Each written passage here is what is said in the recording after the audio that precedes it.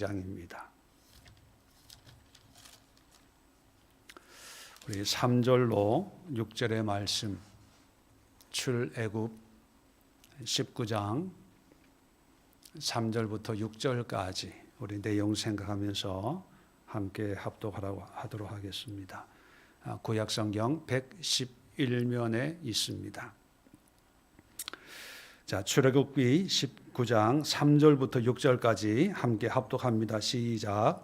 모세가 여호와 앞에 올라가니 께서 산에서 그를 불러 말씀하시되 너는 이같이 야곱의 집에 말하고 이스라엘 자손들에게 말하라. 내가 애굽 사람에게 이렇게 행하였음과 내가 어떻게 독수리 날개로 너희를 업어 내게로 인도하였음을 너희가 보았느니라. 세기가 다 내게 속하였나니 너희가 내 말을 잘 듣고 내 언약을 지키면 너희는 모든 민족 중에서 내 소유가 되겠고 너희가 내게 대하여 제사장 나라가 되며 거룩한 백성이 되리라. 너는 이 말을 이스라엘 자손에게 전할지니라. 아멘. 자, 구원 받은 자와 구원을 사는 자. 우리의 구원의 그 의미가 다분히 미래적이고 또 영적이기 때문에 우리의 구원이 어떤 모습일까 분명히 알고 또 그것을 경험한 사람은 없습니다. 물론 매일매일 이 땅에서의 구원의 삶은 분명히 있지만 우리가 죄의 모든 문제를 완전하게 해결하고 완전한 구원의 은혜를 누린다는 것은 우리는 성경을 통해서 그리고 여러 가지 비유적으로 말씀하시는 그 말씀을 우리가 이해하면서 성령의 깨닫게 하심의 은혜로 이게 구원이구나, 이게 천국이겠구나, 이게 하나님 내가 죽으면 이런 삶을 살겠구나 다분히 그렇게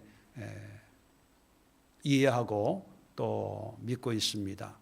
그런데 성경은 이러한 구원의 삶을 구약이라고 하는 성경을 통해서는 과거의 어떤 모형으로 한 모델로 말씀하시고 신약의 예수님은 여러 가지 비유로도 말씀하셨거든요.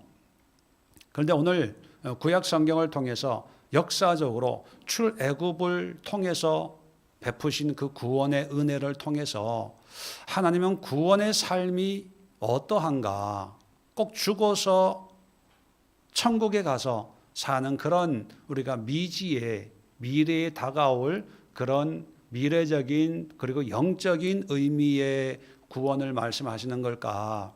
아니면 이 땅에 살아가는 삶의 구원을 얘기하는 걸까?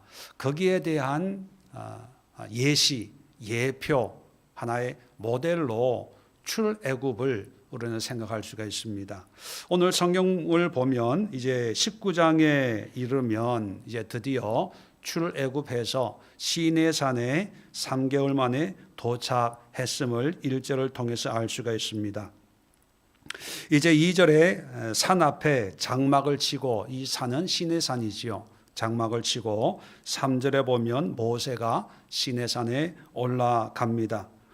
이 모세에게 하나님은 이스라엘 자손들에게 말해라, 전하라 그런 말씀을 이제 주시는데 4절에 내가 애굽 사람에게 어떻게 행하였음과 내가 어떻게 독수리 날개로 너희를 업어 내게로 인도하였음을 너희가 보았느니라. 이건 뭐냐면 바로 출애굽의 모든 여정을 압축적으로 얘기할 때 독수리의 날개로 너희를 업었다 이런 표현을 씁니다.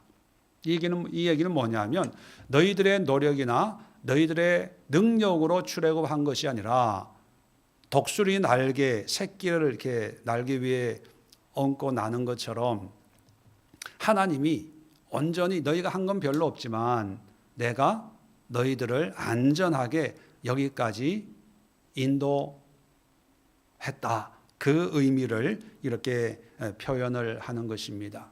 이게 400년 동안 종살이 했던 그 애굽의 지긋지긋한 노예와 종의 삶에서 이제 자유인으로 구원하는 그런 하나님의 은혜를 이야기하는 것이죠. 자, 그런데 출애굽의 목적이 뭘까? 다시 말하면 구원의 목적이 뭘까? 많은 분들은요, 가나안 땅으로 가기 위해서, 또 가나안 땅에 인도하기 위해서, 결국은 가나안 땅이 목적이라고 생각합니다. 마치 우리 믿는 사람들이 왜 믿냐? 구원받기 위해서, 천국 가기 위해서 라고 하는 것처럼 어떤 한 지역, 어떤 상태, 어떤 정해져 있는 어떤 그런 모습으로 이제 옮겨가는 것을 구원이라고 하는데, 이 시내산에서 모세와의 대화에서 내가 너를 구원한 것은 가나안 땅으로 인도하기 위함이다라는 그런 의미는 전혀 없습니다. 가나안 땅은 하나의 장소적인 무대입니다. 배경이에요. 자, 오늘 이제 5절부터 6절까지가 이제 구원의 하나님의 궁극적인 목적을 이야기하고 있는데, 자, 5절에 세계가 다 내게 속하였나니, 자, 세계가 다 내 거라는 거죠. 너희가 내 말을 잘 듣고 내 언약을 지키면 너희는 모든 민족 중에서 내 소유가 되겠고, 자, 내 말을 잘 듣고 순종하여 언약, 나의 약속을, 지금 이 시내산에서 약속을 하는 거예요. 너희가 내 말을 잘 들으면 내가 너희를 축복하고 내 백성이 되고 난 너의 하나님이 되겠다라고 하는 계약, 약속을 하거든요. 이 약속이라고 하는 것이 어떤 면에서 우리가 오늘날 우리가 가지고 있는 어떤 신앙의 고백입니다. 하나님은 나의 하나님이 되시고 나는 그 하나님을 열심히 믿고 섬기고 따르겠습니다. 어떤 신앙의 고백, 믿음의 고백을 연상을 시키는 그런 모습입니다. 자, 그래서 이 약속을 지키면, 다시 말하면 믿음 생활을 잘하면, 하나님을 잘 섬기면 세 가지를 말씀하는데, 너희는 모든 민족 중에서 내 소유가 되겠다. 그게 첫 번째고, 6절에 너희가 내게 대해 제사장 나라가 되게 하겠다. 그게 두 번째고, 세 번째, 거룩한 백성이 되리라. 너는 이 말을 이스라엘 자손에게 전할지니라. 여러분, 하나님이 이스라엘 백성을 구원한 목적은 아주 간단합니다. 마찬가지로 우리를 구원하시는 목적은 의외로 복잡하지가 않습니다. 천국을 가고 교회 봉사를 열심히 하고 집사 직분, 권사 직분 받고 목사가 되고 선교사가 되고 이런 복잡하지가 않아요. 그건 부수적인 것입니다. 그냥 그것은 가나안 땅에서 살다 보면 먹어야 되고 입어야 되고 돈이 필요해서 써야 되고 사람 사는 것은 다 똑같지 않을까요? 요즘 뭘 먹을까? 늘 사모가 삼시세끼라고 삼식이라고 구박을 받는데, 이 먹는 문제, 광야 생활이나 가나안 땅에서 생활이나 앞으로의 어떤 미래적인 삶이나 인간이 존재하는 한 이 먹는 문제 똑같지 않을까요? 입는 문제, 또 사는 문제, 집 문제. 광야에서는 천막에 살고 가나안 땅에서는 이제 집을 짓고 오늘날 아파트에 이 모양 저 모양 살고 앞으로도 어떤 모습이든지 또 살겠죠. 살면서 생기는 문제, 이건 그렇게 중요하지 않습니다. 이건 어느 시대나 누구에게나 있는 그런 문제거든요.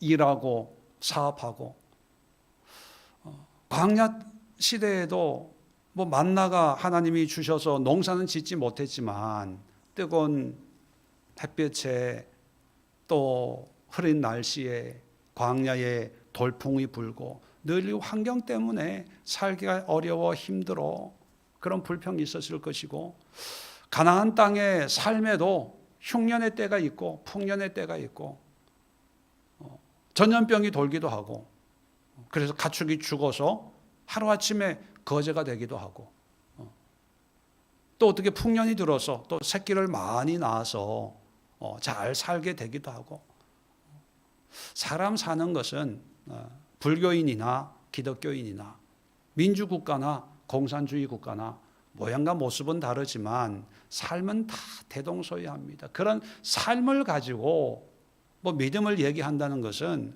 그것은 잘못된 관점이고 성경이 말하는 것과는 전혀 다른 것입니다. 성경이 말하는, 하나님이 원하시는 것은 더 많이 먹냐 적게 먹냐, 더 큰 걸 가지냐 더 적은 걸 가지냐, 그게 아니라 하나님이 우리에게 믿음을 주시고 우리를 구원하시는 것은 오늘 이 세 가지 이 목적을 이루기 위함입니다. 말씀드린 것, 첫째가 내 소유가 되고, 6절에 제사장 나라가 되고 거룩한 백성이 되는 거예요. 이거 외에는 다른 의미가 없습니다. 자, 그런데 하나하나 간단하게 그 의미를 생각해 보면요, 내 소유가 된다. 하나님이 세상의 주인이니까 모든 게 소유가 아닌 게 없는 거예요. 그죠?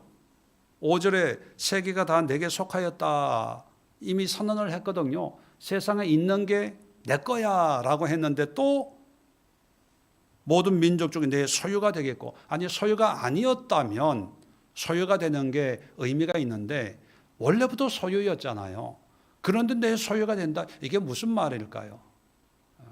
우리 번역에는 이런 단어의 뉘앙스가 빠져 있어서 그걸 번역을 바르게 못해서 이런 오해나 뭐 이렇게 앞뒤가 안 맞는 것 같은 느낌이 드는데, 원어를 보면요, 내 소유라고, 소유가 세구라라는 단어예요. 세구라. 이 세구라는요, 보배, 보화, 아주 값진 귀중한 거예요. 그래서 말라기 3장 17절에는 이렇게 번역을 합니다. 만군의 여호와가 이르노라, 나는 내가 정한 날에 그들을 나의 특별한 소유로 삼을 것이요. 이제 회복되는 이스라엘을 얘기하는데, 특별한 소유. 이제 원어를 보면요, 그냥 세구라예요. 세구라를 특별한 소유, 이렇게 번역을 하는 거예요. 네. 네. 무슨 얘기냐면 세상에 많은 세계가 다 내 거예요. 그러니까 하나님에게는 원래 귀한 건 뭡니까? 희소성의 원칙에 따라서 뭔가 이렇게 없어야 귀한 거잖아요. 근데 하나님은 세계 전부를 가졌어요. 그 얘기는 뭐냐면, 인간적으로 표현하면 하나님에게는 다 그게 그거예요. 귀한 게 없고, 여러분, 빌 게이츠, 아니 지금은 뭐 부자가 바뀌었더라고요. 일론 머스크가 우리가 상상할 수 없는 그런 부를 가지고 있습니다. 그 사람에게 돈 10,000원이 어떤 의미를 가지고 있을까요? 너무 많다 보니까 작은 거에 대해서는 그렇게 귀한 줄 몰라요. 그런데 일론 머스크에게 10,000원이 아주 특별할 수가 있어요. 그죠? 그 10,000원이 돌아가시기 전에 아버지가 나에게 과자 사 먹어라 주신 것이라면, 그죠? 또 그 10,000원이 정말 뭐 수집가들이 수집하는 아주 희귀한 돈일 수도 있고, 하여튼 그 액수가 아니라 의미가 특별할 때, 그럴 때 세구라라고 하는 거예요. 세구라. 그러면 세상의 모든 것이 내 건데 그 중에 내가 너를 아주 특별하게 세구라로 여겨줄게. 특별한 보배로, 보화로. 이건 엄청난 축복이죠. 그런데 이 이스라엘 백성들이 불과 3달 전까지는 애굽에서 노예 생활했던 사람들이에요. 배운 게 있을까요? 가지고 있는 돈이 있을까요? 세상적인 지위가 있을까요? 아무것도 없는데 그런 사람을 내가 특별한 나의 보화로 내가 삼아줄게. 여러분, 우리가 구원받았다는 것은 나의 존재감이 달라지는 거예요. 존재감이. 구원받기 전에 세상적인 기준으로 얼마 버냐, 얼마나 배웠냐, 얼마나 가졌냐, 얼마나 지위가 높냐, 뭐 이런 걸로 나를 판단하다 보니까 뭐 그런 사람은 기고만장하겠지만 그렇지 못한 사람은 나는 못 배워서, 나는 문제야, 어려워, 뭐 가난해, 힘들어, 난 성격도 이상하고 뭐도 이상하고, 그게 어떤 우리의 가치였다면 하나님과의 언약, 바로 믿음이지요. 믿음으로 산다면 하나님은 나를 특별한 사람으로, 보배로, 귀중한 사람으로, 소중한 사람으로 여긴다는 거예요. 그렇다면 여러분, 우리가 구원받았다는 의미는 뭡니까? 죽음을 기다리는 마음이 아니라 빨리 천국 가야 되겠다 그런 생각이 아니라 지금 내 자존감, 나의 정체성, 내 자신에 대해서 하나님이 나를 귀한 하나님의 딸로, 아들로, 자녀로, 백성으로 삼으셨구나. 내가 그런 존재구나. 그런 하나님 앞에서의 어떤 그런 자존감. 우리는 늘 하나님 앞에 서면 늘 작아집니다. 죄라고 하는 것 때문에. 예. 물론 그 죄의 문제는요, 어떻게 할 수가 없어요. 그런데 그 죄를 짓지만 하나님에게는 특별한 존재. 여기에 대해서 가장 분명한 예화가 돌아온 탕자 얘기입니다. 탕자 얘기. 그 탕자의 모습 분명히 문제예요. 골칫덩어리예요. 그 부모님 마음에 늘 못을 박는 아이가 그 막내 아들 둘째거든요. 그런데 아버지는 아주 특별한 아들로 오히려 더 사랑하고 있음을 볼 수가 있습니다. 아들은 떠났지만 돌아올 날을 기약하면서 늘 그 대문을 바라보고 있는 그런 아버지의 모습. 우리는 늘 우리 자신만 생각해서 나는 사고뭉치, 문제투성이, 기도도 많이 못하고 뭐도 못하고. 근데 하나님의 마음은 그렇지 않다는 거지요. 그렇지 않은 이유는 단 하나입니다.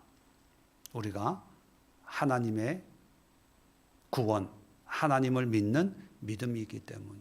그래서 우리가 내가 믿음이 있는지 없는지를 보려면 오늘 말씀을 통해서 첫 번째 내가 하나님 앞에 어떤 존재인가를 어떤 모습으로 내가 바라보고 있는가. 자꾸 죄 하면 이건 구원에 합당한 사람이 아닙니다. 이 썩어질 이 육신, 버러지 같은 이 인생을 하나님이 그렇게 얘기 안 해도 원래 그런 사람이에요. 그걸 굳이 대놓고 얘기할 필요가 없어요. 그럼에도 불구하고 특별한 세구라로 여겨주신 하나님, 이게 믿음 아니겠습니까? 내가 죄인인 것은 현실이에요. 바뀌어지지 않는 현실. 그 현실, 내 실상을 얘기하라는 게 아니라 하나님이 나를 어떻게 바라보고 있는가. 그렇다면 여러분, 구원이란 죽어서 그냥 믿습니다 하는 것을 끝나는 것이 아니라 내가 하나님의 특별한 보화, 세구라임을 고백하고 시인하고 인정하고 그런 확신을 가지고 살아가는 그런 구원을 살아내는 사람들의 모습이라는 것 여러분 기억하십시오. 두 번째는 6절에 보면 제사장 나라. 이건 따로 설명을 안 들어도 잘 알 거예요. 제사장은 자기 자신을 위해서 사역하는 사람이 아니라 누군가의 죄인을 위해서 하나님과 중간자 역할, 중보자 역할을 한다. 잘 알고 계시죠? 여러분, 여기는 이제 이스라엘 민족의 구원을 얘기하다 보니까 제사장 나라 이런 표현을 써서 이스라엘 민족에만 구원을 주려고 하는 게 아니라 이스라엘 민족을 통해서 다른 열방을 구원하기 위한 제사장 나라로 너를 삼은 거야, 이 말씀이거든요. 근데 유대 민족은 이 말씀을 이해를 못하고 나만 구원받으면 돼, 다른 주변 나라, 민족, 열방에 대해서는 무관심했습니다. 오히려 저주받아야 될 그런 지옥의 불쏘시개로 여겼던 거지요. 근데 이걸 개인적으로 보면요, 우리를 구원한 목적이 나를 천국으로 인도하기 위함이 아니라 믿지 않는 죄인들, 불신자들을 하나님께로 인도하고 그들의 죄를 해결해 주는, 물론 그 해결해 준다는 게 우리의 능력을 해결해 준다는 게 아니라 예수 그리스도로 말미암아 그 문제를, 죄의 문제를 해결해 주는 제사장 역할을 하는 그런 신앙인, 그런 성도로 만들어 준다는 거예요. 그러면 여러분, 우리는 날마다 구원의 확신을 가지고 있습니다. 구원받았대요. 그럼 구원받았다면 필연적으로 하나님의 근본적인 의도는 제사장적 삶을 살아야 돼. 여러분, 제사장적 삶을 살고 있나요?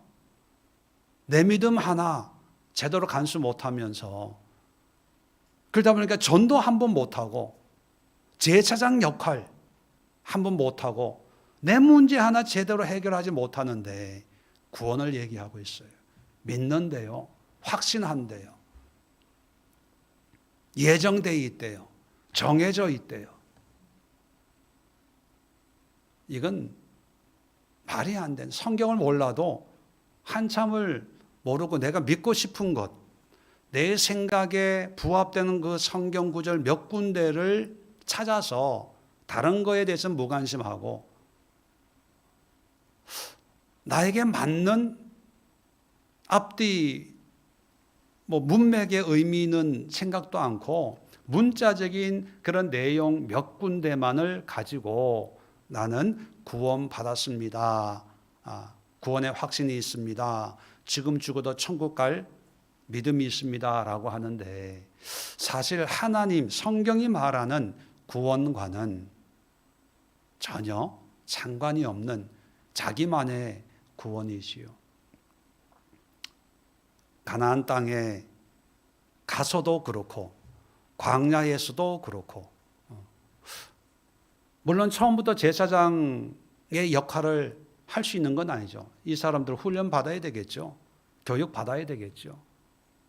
결과적으로 40년 동안 광야에서 훈련을 받았지만 이스라엘 민족은 실패했습니다.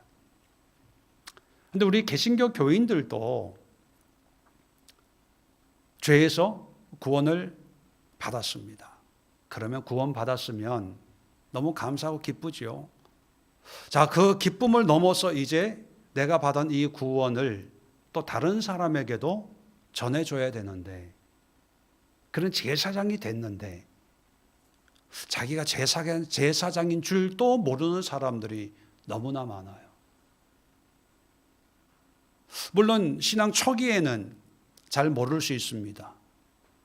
근데 10년이 되고 20년이 되고 50년이 되고 평생을 신앙생활을 해도 내가 제사장이 아니라, 제사장은 목사님이고 나는 그 목사님 설교만 잘 듣고 예배만 열심히 참석하고 교인으로서 교회만 열심히 다니고 섬기면 좋은 신앙인이라고 착각하는 그런 사람들이 얼마나 많습니까? 오늘 성경은 제사장, 이스라엘 민족에게는 제사장 나라가 돼야 되고 우리 개인적으로는 제사장 역할을, 그렇다고 신학교 다 가라는 얘기 아닙니다. 제사장 역할, 제사장의 가장 중요한 역할은 뭐예요? 나의 문제도 제사장이 제사 드릴 때 제일 먼저 자기의 죄를 정결하게 하는 예식을 합니다. 예식을 하고 그리고 나서 이제 다른 사람, 주변 사람, 죄 있는 사람, 그래서 짐승을 끌고 오는 사람은 다 누굽니까? 저마다 다 죄가 있다는 거거든요. 물론 감사 제물을 드리는 사람들도 있겠지만 일반적으로 어떤 자기의 죄의 문제에 애통하고 고통하는 그런 사람들을 만나서 그 죄의 문제를 해결해주고 평안한 마음으로 다시 삶의 현장으로 돌아가도록 하는 그 일이 제사장 일 아닙니까? 그 일을 구약의 레위 지파 사람들에게만 맡겼다면 오늘날에는 모든 믿는 자에게 성령을 통해서 이 직분을 맡겼다는 사실을 우리는 기억해야 됩니다. 그게 구원받은 자의 삶입니다. 그렇다면 구원을 확신하는 믿음만이 아니라 그 확신을 넘어서 구원의 삶을 살아야 돼요.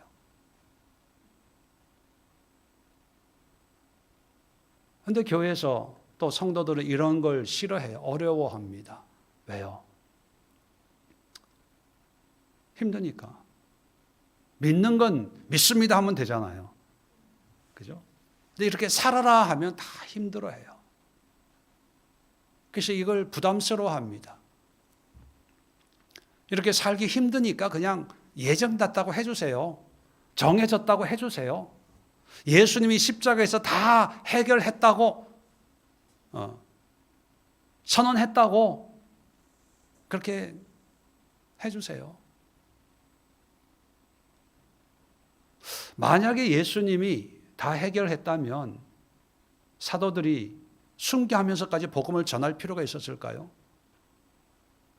예수님이 다 예정될 사람 예정하고 지옥 갈 사람 다 예정했다면 굳이 기독교 역사에서 우리가 복음에 미치다 우리가 책을 공부하고 있지만 그렇게 순교하면서 남미로 가고 아프리카로 가고 이 조선 땅으로 와서 그 모진 풍토병과 아내를 잃어버리고 자녀를 잃어버리고 지금은 양화진 한 400여 명의 외국인들 선교사들이 아무 연고 없는 이 땅에 와서 죽을 필요가 있었을까요? 그들은 그래도 마지막 때에 조선이라고 하는 정말 가난하고 미개한 그런데 믿지 않는 그런 나라의 제사장 역할을 하리라. 그 마음 하나만 가지고 영국에서 스코틀랜드에서 미국에서 전 세계에서 이 작고 작은 정말 가난한 이 조선 땅으로 몰려들었던 거죠. 그런데 우리는 그 제사장들의 수고와 노력으로 우리는 구원의 은혜를 누렸는데 우리는 옆에 있는 사람들에게도 관심을 가지지 않습니다. 오히려 누군가가 내가 예수 믿고 교회 다닌다는 것 알까 봐 전전긍긍하고 식사할 때 눈치채지 못하게 007 작전도 아닌데 이순신도 아니면서 내가 식사할 때 기도하는 것 그 누구도 알게 하지 말라.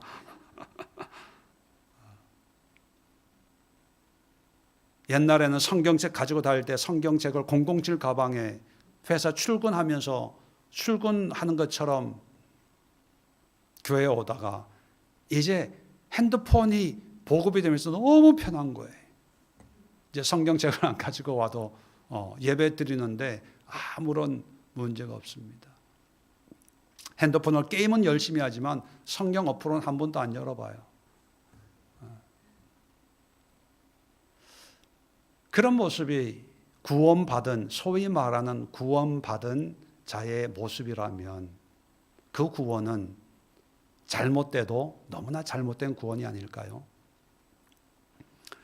세 번째 마지막으로 6절 끝에 중간쯤에 거룩한 백성이 되리라. 거룩한 백성. 이 거룩이란 말을 많은 분들이 오해하는 점이 있는데 거룩이라고 하면 뭔가 대단하고 특별하고 신비한 어떤 그런 차원을 연상을 합니다. 뭐 후광이 있고 막 빛이 나고 뭐 신령하고 뭐 꿈도 꾸고 환상도 보고 뭐 봤네 들었네 뭐 이런 어떤 신비적인 의미로 거룩이라고 생각을 하는데, 여러분 그것은 그냥 그분 스타일의 거룩이고 그건 성경적인 것도 아니에요. 예. 성경적인 거룩은요 아주 간단합니다. 세상 사람들과 구별되는 거예요. 차이 나는 거예요. 예. 간단하지요. 내가 하나님의 백성, 하나님의 자녀이기 때문에, 하나님의 구원을 받았기 때문에 하나님의 구원이 없는 사람과 말이나 행동이나 여러 가지 면에서 구별되고 차이 나는 것. 신비한 거하고 뭐 전혀 상관이 없어요.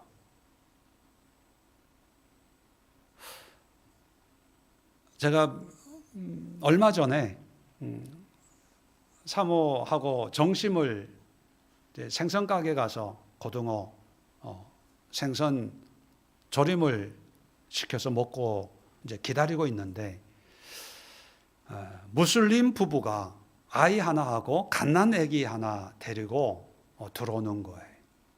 이슬람을 믿는 사람을 이제 무슬림이라고 부릅니다. 이슬람교 교인을 무슬림 이렇게 이제 지칭을 하죠.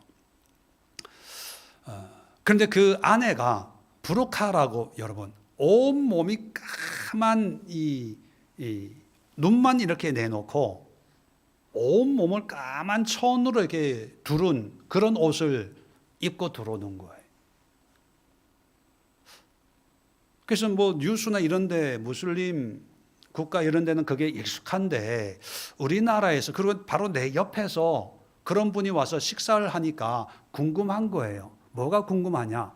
눈만 내놓고 있기 때문에 어떻게 먹을까?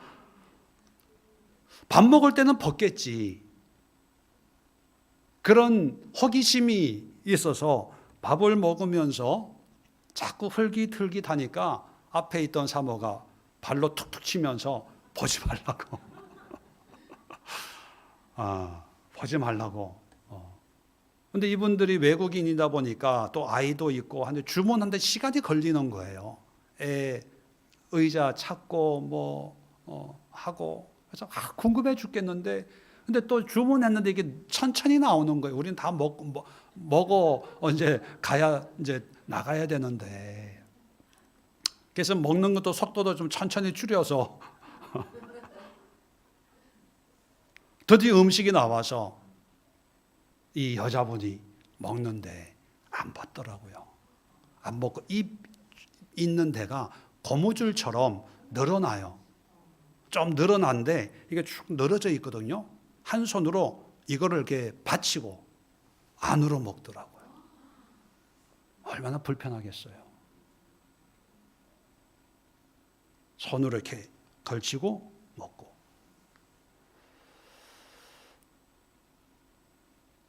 만약에 우리 그리스도인들에게 어떤 복장을 하고